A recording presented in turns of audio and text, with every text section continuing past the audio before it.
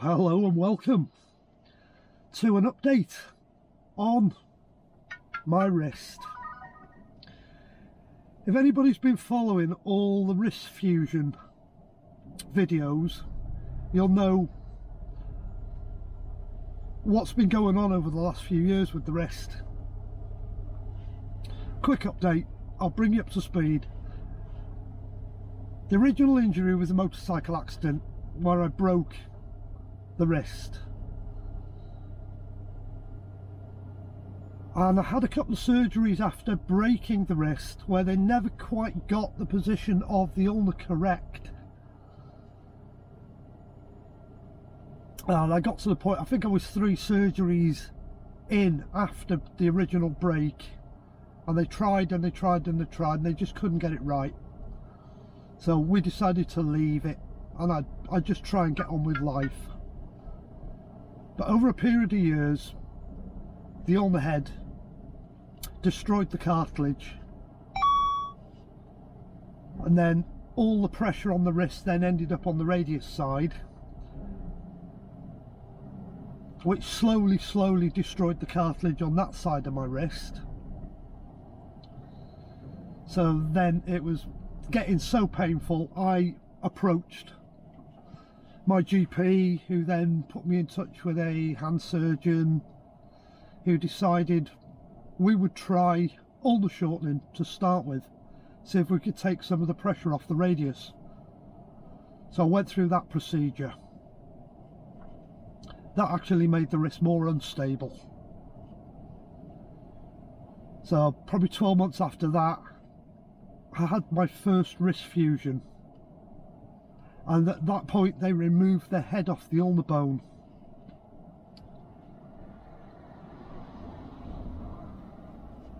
So we left that 12 months to see how I got on, and I wasn't happy with it. Nothing felt right. The hand just didn't feel right. I'd lost quite a lot of motion in the hand, and it was really unstable, particularly with the ulnar bone floating around. So I got back in touch with the hand surgeon, explained to him what problems I was having, and we decided to go down the route of replacing the ulnar head. But to do that was a really long surgery. But he had to do a revision on the fuse plate. So he took the old fuse plate out, cut the ulnar bone, re-angled it, repositioned it, made a new fuse plate, put that in, with the intention of leaving it about 6 months just for the healing process to start. Then he was going to do ulnar head replacement. That was meant to happen in the March of 2020. And we all know what happened. The world shut down, COVID happened. So I spent 2 years then just coping with what I had, coping with the pain. And then things started moving again in 2022. And I got a surgery date for the April of 2022. And it was the Thursday before Good Friday, before Easter, where I actually went in and I had the ulnar head replaced, which is what we were aiming to do, and I was happy it was done.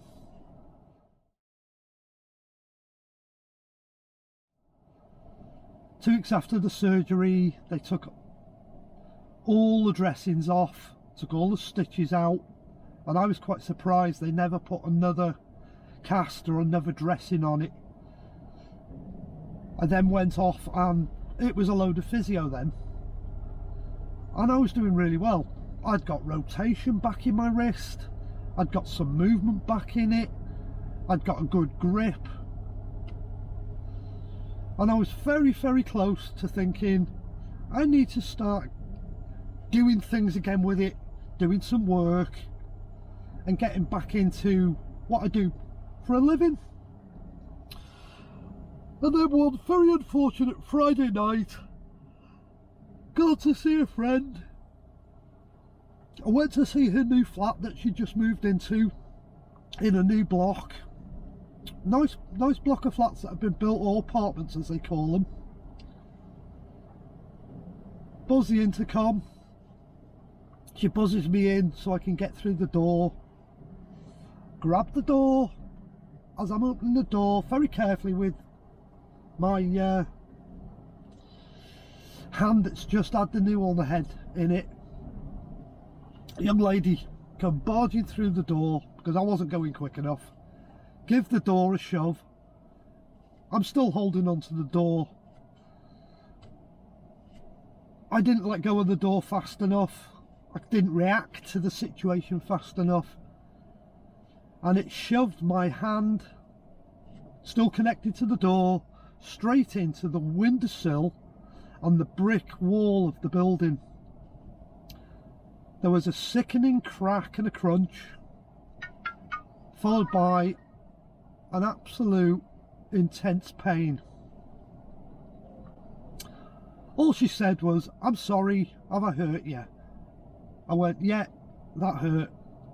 And she wandered off, went to wherever she was going in the building.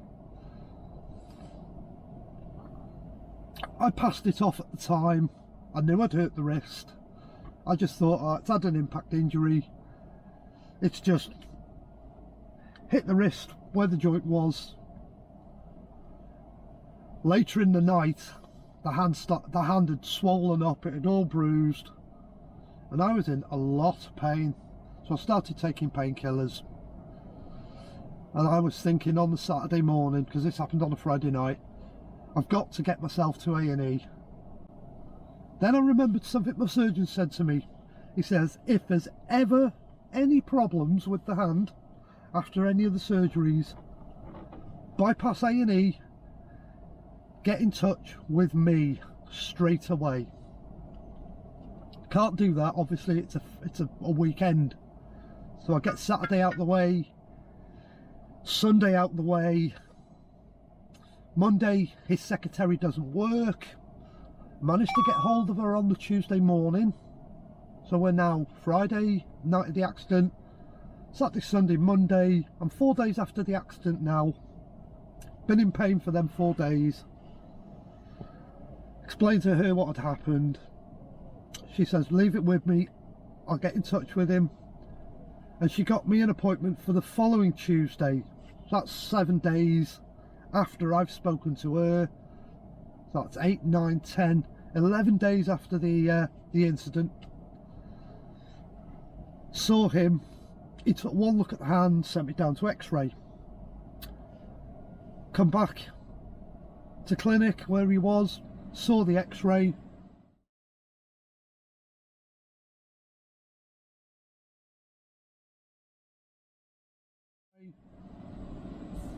Absolutely blew my brains what I saw in the X-ray. I couldn't believe it. It had destroyed the ulnar bone, it had destroyed the joint, and I was absolutely devastated. Absolutely devastated. I've been through all these surgeries to end up back in the state I was in with a broken joint. So that was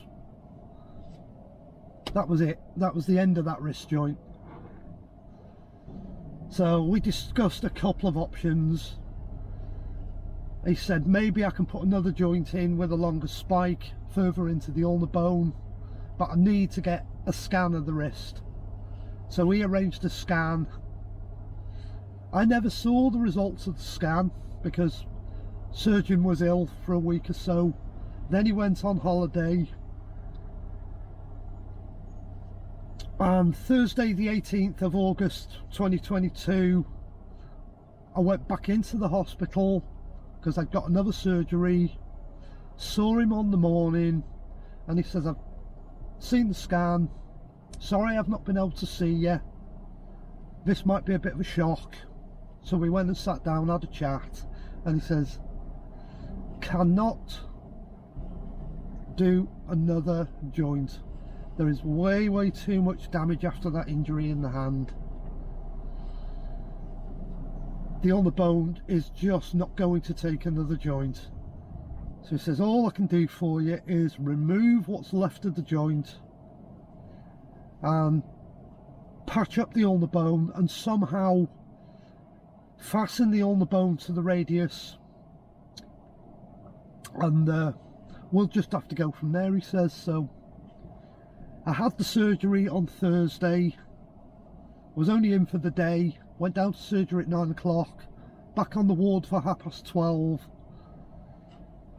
I've not felt like making a video about it up until today, which is Tuesday the 23rd of August, because I've just been trying to get on top of the pain after the surgery. But I'm back to sort of feeling human again now, with the restrictions of having the handle strapped up. I've got another appointment with him on the 1st of September where they're going to remove all the dressings, all the stitches, another X-ray, and then it's just see where we go from there, really. See what motion I've got in the wrist, see what I can do with the wrist. But the issue I've got now is it's only 4 months from the joint to having that other surgery, and he's had to disturb a lot of scar tissue. I don't know how long this is going to take to heal. But the most important thing to me was he's managed to save the hand. So I've got a hand and I've got fingers on the end of my arm. I've got motion back in all my fingers now. Can't straighten the little finger out at the moment because it creates such a lot of pain down that side of my hand, but I'm hoping that's going to come with time. That might be a lot to do with the restrictions of having it strapped up so tight. But I'm quite curious to see how long this scar is this time, because I can see there's a dressing starts here just on my knuckles, goes all the way down my arm and finishes here. So I'm imagining the scar is going to run all that way down my hand. Gonna find that out on the 1st of September. But that's just a little update if you've been following the wrist. I'll carry on posting, let you know what the recovery goes like. But I will iterate, anybody who is waiting to go for a wrist fuse like I had originally, it's going to help with the pain that you're now suffering with your wrist that's full of arthritis. It will make a lot of difference to your life. It'll put a lot of strength back into your wrist. I've just been really unfortunate with my wrist, with circumstances. I'm now totally reliant on my wrist fuse plate because I've now got no ulnar head again, and I've now got an ulnar bone that floats in my arm. So I am totally and utterly reliant on my fuse. So the only way I can help anybody now is with your recovery and advice on a wrist fuse.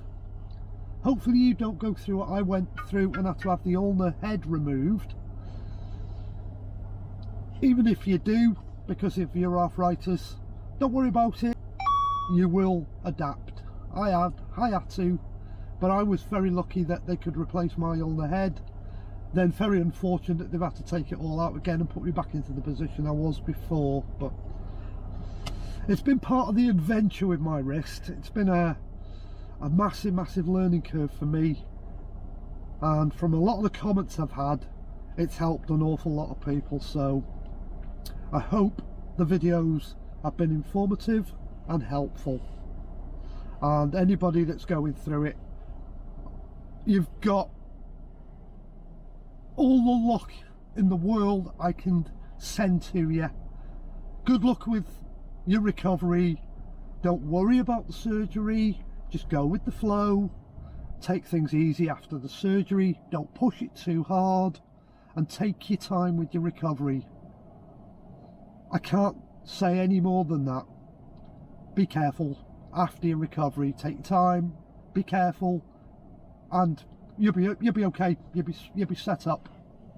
Don't worry about things. Don't be anxious. Don't be nervous about it. And if you've got the option, go for a nerve block, so you can be awake for the surgery. So you can talk to the surgeon and you can ask him questions while he's doing the surgery.